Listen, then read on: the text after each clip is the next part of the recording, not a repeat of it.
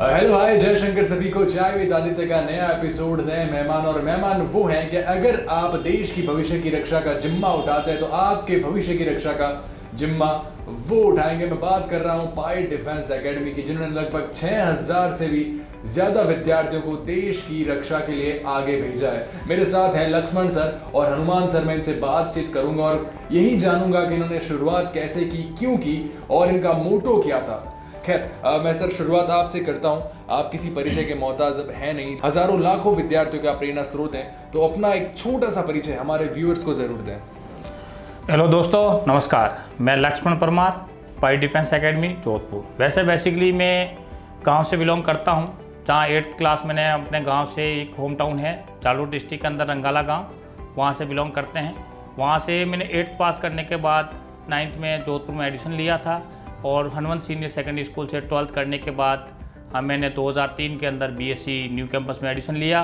वहाँ से मैंने बीएससी की और बीएससी के साथ साथ मैंने एमएससी, डबल एमएससी है मेरी, MSc mathematics and MSc chemistry.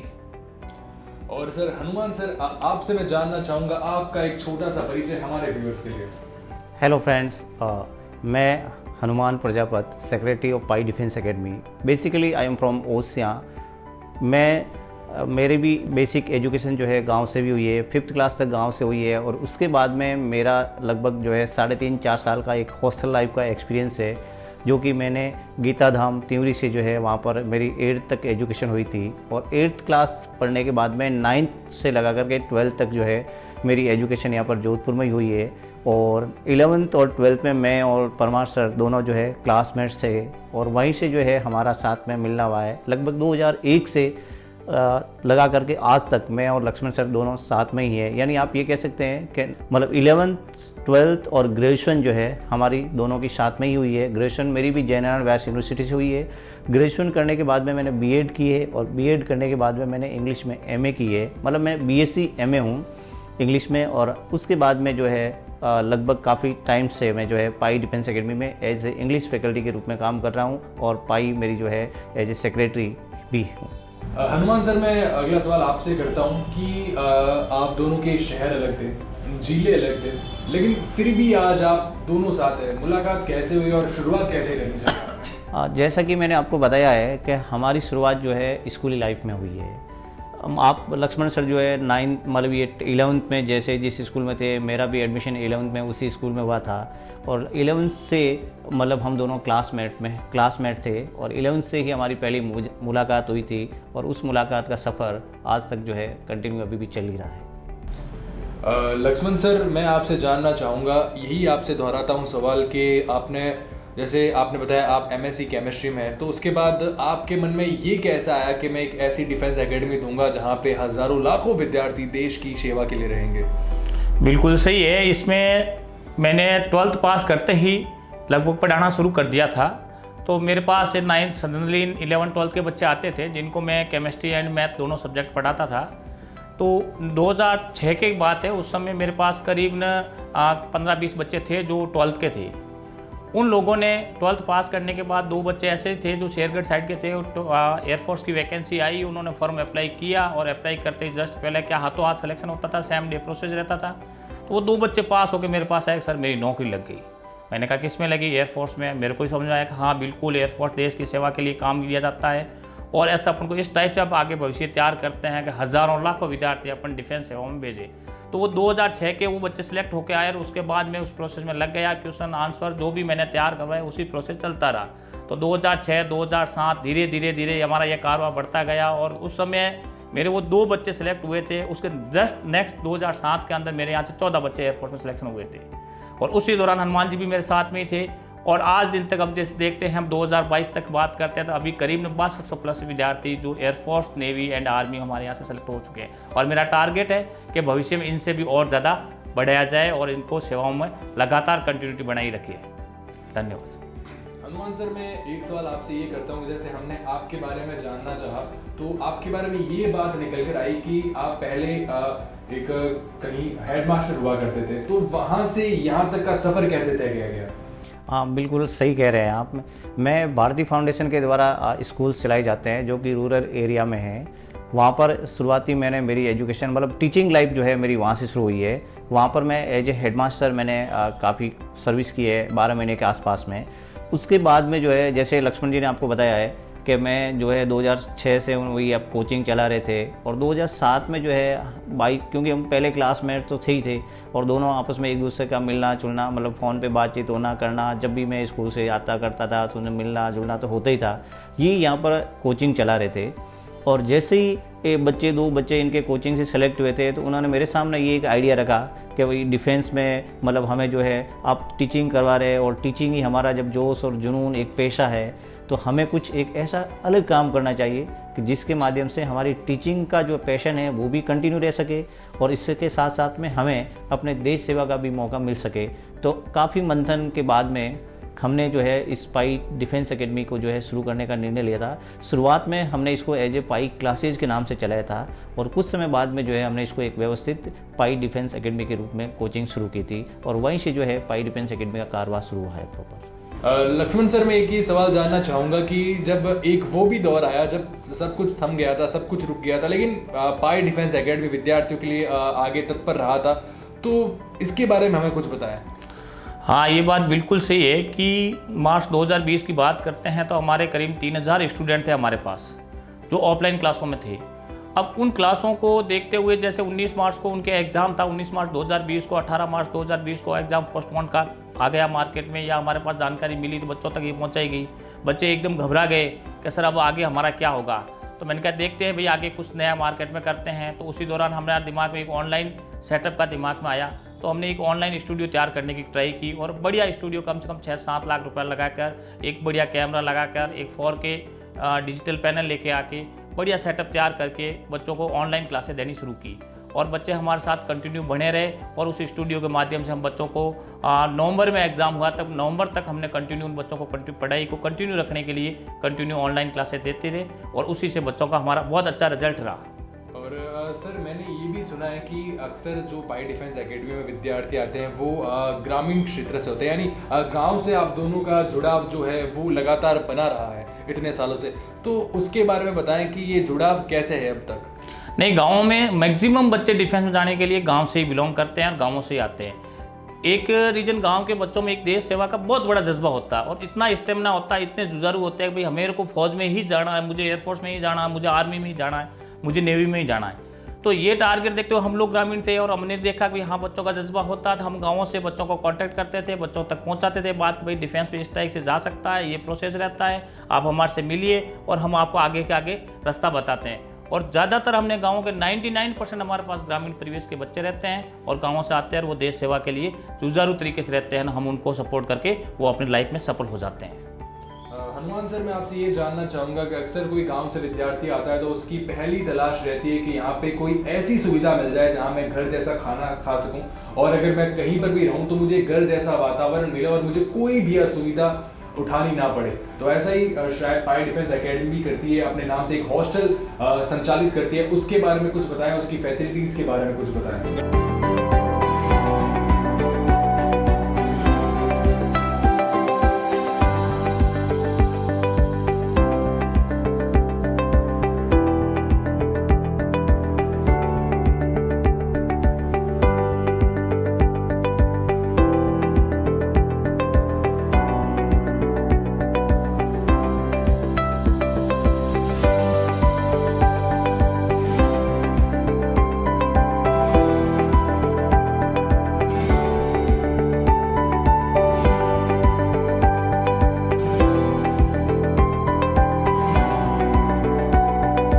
हमारे पास जो बच्चे आते हैं वो 12th पास बच्चे आते हैं, और 12th पास बच्चे मैक्सिमम वो बच्चे आते हैं जो शहर में जो है फर्स्ट टाइम आते करते हैं। उनको यहाँ पर शहर में जो है रहना करना, उनकी जो सुविधा देना करना, वो हमारी एक प्राथमिकता होती है। मतलब एजुकेशन दे, और इस एजुकेशन के साथ साथ में उनको एक आवासीय जो है सुविधा भी प्रदान करें।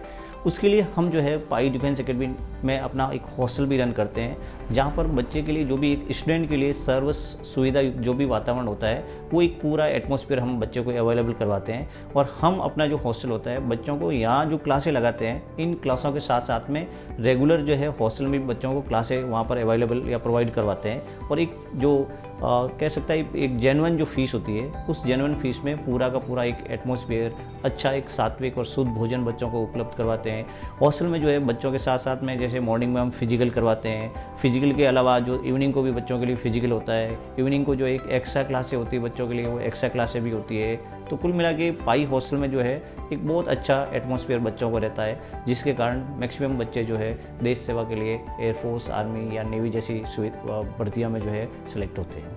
बिल्कुल, सिलेक्शन की आपने बात की और मैंने भी ये बताया वीडियो के शुरुआत में कि 6000 से भी ज़्यादा विद्यार्थी आज देश की सेवा में अपना नाम रोशन कर रहे हैं पाई डिफेंस एकेडमी के द्वारा। तो जब पहला विद्यार्थी आता है, अपना एडमिशन लेता है, फिर उसके बाद जब आपको पता चलता है कि सिलेक्शन हो गया है, तो पेरेंट्स की रिएक्शन कैसे रहा है? नहीं, पेरेंट्स तो बहुत खुश होते हैं। हर एक पेरेंट्स का ये सपना होता है कि वो जो है चाहे परिश्रम कर ले, वो चाहे मेहनत करने के लिए तैयार हो जाए, लेकिन उन सब मेहनत के बाद में उसका एक सपना होता है कि उसका जो बच्चा है वो किसी अच्छे मुकाम पे पहुंचे, वो सक्सेस हो जाए। और हमारे पास जब बच्चे सेलेक्ट होकर के आते हैं तो पेरेंट्स का जो है बहुत बड़ा एक पॉजिटिव रिएक्शन होता है और वो हमें आकर के बहुत ज़्यादा धन्यवाद या थैंक यू बोलता है। और उस समय हमें भी एक लगता है कि नहीं, हमने उस पेरेंट्स के लिए कुछ किया है। जिस पेरेंट्स ने हमारे ऊपर भरोसा करके बच्चे को हमारे पास भेजा है, पेरेंट्स के उस भरोसे पे हम बिल्कुल खरा उतरते हैं। और हमें भी एक बहुत बड़ा गर्व होता है कि वो बच्चा वापस जाएगा, गांव में अपने पेरेंट्स का नाम रोशन करेगा, हमारा नाम भी रोशन करेगा, देश सेवा में मौका मिलेगा, अपने देश का नाम भी रोशन करने का उसको मौका मिलेगा। तो ये मतलब आप ये कह सकते हैं कि एक इतनी अच्छी फीलिंग आती है हमें कि जब बच्चा सेलेक्ट होता है और अपना जो एक्सपीरियंस हमारा साथ शेयर करता है, या बच्चे सेलेक्ट होने के बाद में ट्रेनिंग का या कुछ सर्विस करने के बाद में जो हमारे पास वापस आके मिलता है और अपना एक्सपीरियंस, अपनी सेवा का, ट्रेनिंग का जो हमारे पास एक एक्सपीरियंस शेयर करता है, हमें एक बहुत ज़्यादा एक पॉजिटिव एनर्जी देता है और उससे हमें एक मोटिवेशन इतना ज़्यादा मिलता है कि हमें अपनी देश सेवा के लिए और अधिक सैनिक जो है तैयार करने पड़े। बिल्कुल, सर मैं अपने आखिरी सवालों की ओर बढ़ता हूँ, उससे पहले एक ये सवाल करता हूँ कि आपकी ज़िंदगी में आपको भावुक करने वाला पल कौन सा था? भावुक करने वाला पल तो मेरा 2006 का ही है, सबसे इम्पोर्टेंट, जिसके अंदर जब हम लोग 12th पास करके थे, नौकरियों की तलाश के लिए कोटा वगैरह बाहर जाते थे, तो जो बच्चे 2006 के अंदर मेरे से 12वीं पास करने के बाद जस्ट उनकी नौकरी लगी, तो उनको आके मेरे बराबर एज के ही थे कि सर हमारी नौकरी लग गई एयरफोर्स के अंदर, इंडियन एयरफोर्स। अरे मैंने कहा बहुत मेरे को मतलब एक अजीब सी फीलिंग आई, मैंने कहा इतनी जल्दी नौकरी, और उस नौकरी को देखते हुए मैं इतना इंस्पायर होया अपने आप में का आने वाले भविष्य में बच्चा 12वीं पास करते ही अपने गवर्नमेंट जॉब के अंदर और विशेषकर इंडियन एयरफोर्स के अंदर सेट हो जाए और अपना कैरियर आगे कंटिन्यू बना सकता है। तो वो मतलब मेरे लिए बड़ा अजीब और बड़ा भावुक क्षण रहा था। और सर मैं जैसे हमारे 2 आखिरी सवाल है, तो उससे पहले मैं ये सवाल करना चाहूँगा कि हज़ारों लाखों विद्यार्थी आपके पास आते हैं और आप लाखों पेरेंट्स के विश्वास बन चुके हैं, कहीं ना कहीं आपका मिलना होता है। और जब आपने शुरुआत की तब आपने कहीं ना कहीं ऐसा सोचा था कि चाय विद आदित्य में आने का मौका मिलेगा? नहीं, ऐसा तो सोचा नहीं था, लेकिन जब हमारी प्रोग्रेस हुई है तो उस प्रोग्रेस के पीछे आपके साथ में हमें आने का मौका मिला, बहुत धन्यवाद देते हैं हम इसके लिए। अच्छा, हाँ आदित्य, आपकी तारीफ में तो बहुत अच्छा भैया, आपने अच्छे क्वेश्चन पूछे, लोगों के बीच या समाज के बीच संदेश देने के लिए आपने अच्छे अच्छे क्वेश्चन दिए हैं। तो संदेश के लिए आपने जो क्वेश्चन दिए उसके लिए आपको बहुत बहुत धन्यवाद है। बहुत अच्छे क्वेश्चन आपसे भी हमें जो प्रश्नों से बड़ा अपने आप को गर्व फील हुआ, हमने हमारी विशेषताएं आप लोगों को बताई और आप समाज तक आगे पहुँचाओगे, इसलिए आदित्य आपको बहुत बहुत धन्यवाद। सर मैं एक सवाल आपसे ये करना चाहूँगा, वैसे मेरी एज हो चुकी है लेकिन मैं किसी को अगर सजेस्ट करता हूँ पाई डिफेंस एकेडमी के बारे में, तो अगर वो यहाँ पे एडमिशन लेने आता है तो उसको क्या क्या प्रोसेस जो है वो फॉलो करने पड़ेंगे? अच्छा, ये बहुत बढ़िया क्वेश्चन है कि जब बच्चा नया गांव से आता है, आते ही हम ऑफिस में आके पता करता है कि भाई मेरे को एडमिशन लेना है, तो हमारा सबसे पहले प्रोसेस होता है कि आपकी DOB क्या है, जन्म तिथि क्या है, यदि हमारे सिस्टम में आ रहा है कि नहीं आ रहा है। कि अभी जैसे पहले तो 16.5 से 20 ईयर तक, लेकिन अभी 17.5 ईयर कर लिए।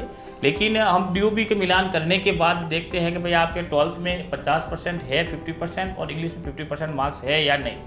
जब ये होता है तो उसको नेक्स्ट प्रोसेस में लेते हैं हम मेडिकल प्रोसेस, कि भाई मेडिकल डिफेंस में जाने के लायक है या नहीं। तो ये हमारे यहाँ पर एक मेडिकल प्रोसेस करीब 2014 से कंटिन्यू चल रहा है। तो उस प्रोसेस को देखते हुए हर बंदे को पहले, और जितना डिफेंस का प्रोटोकॉल होता है या डिफेंस में जितने सिस्टम देखे जाते हैं उसके अकॉर्डिंग हम बच्चे का जस्टिफाई करते हैं कि डिफेंस सेवा में जाने लायक है या नहीं, और उसका हम कोई चार्ज भी नहीं लेते। फ्री ऑफ कॉस्ट देते हैं। और उसके बाद में बच्चा जब मेडिकल रिपोर्ट में आने के बाद हमें लगता है बच्चा डिफेंस में जाने लायक है तो हम उसका एडमिशन प्रोसेस में लेते हैं। यदि वो लगता है डिफेंस में मेडिकल जाने लायक नहीं है तो उस बच्चे को मना कर देते हैं दूसरी सेवाओं के लिए, भाई आप दूसरी तैयारी कीजिए और दूसरा फील्ड अपनाइए।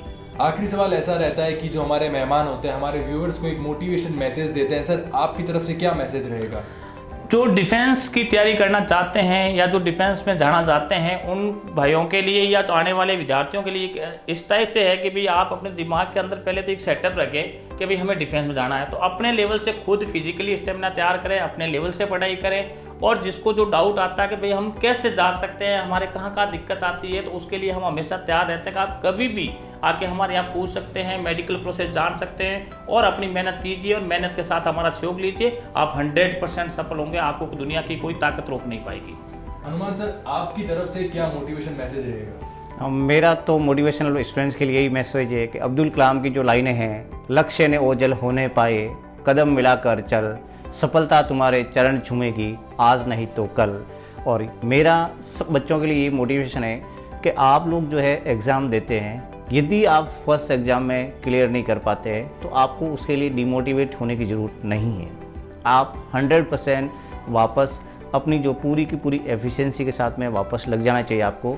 और एक न एक दिन आप फर्स्ट नहीं, सेकंड नहीं, थर्ड अटेम्प्ट में तो आप 100% सिलेक्शन हो ही जाएंगे। सिर्फ वही है कि आपको हार नहीं माननी है। जो भी आप चीज़ पढ़ो एकदम पूरी की पूरी सार गर्भित पढ़ो, कम पढ़ो, लेकिन जो भी पढ़ो एक अच्छी पढ़ो। एक कहते हैं ना क्वालिटी एजुकेशन जो होती है, क्वालिटी वाली चीज़ें आपको पढ़नी है।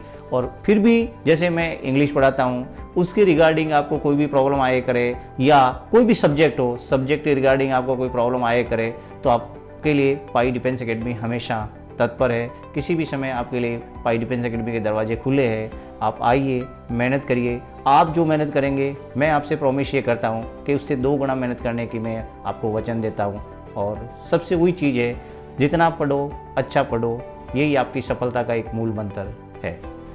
और सर की बात को कंटिन्यू करते हुए आखिर में यही कहूँगा कि कोशिश करने वालों की कभी हार नहीं होती और लहरों से डरकर नौका पार नहीं होती। और आखिर में सर आप दोनों का बहुत बहुत शुक्रिया हमारा निमंत्रण स्वीकार। धन्यवाद।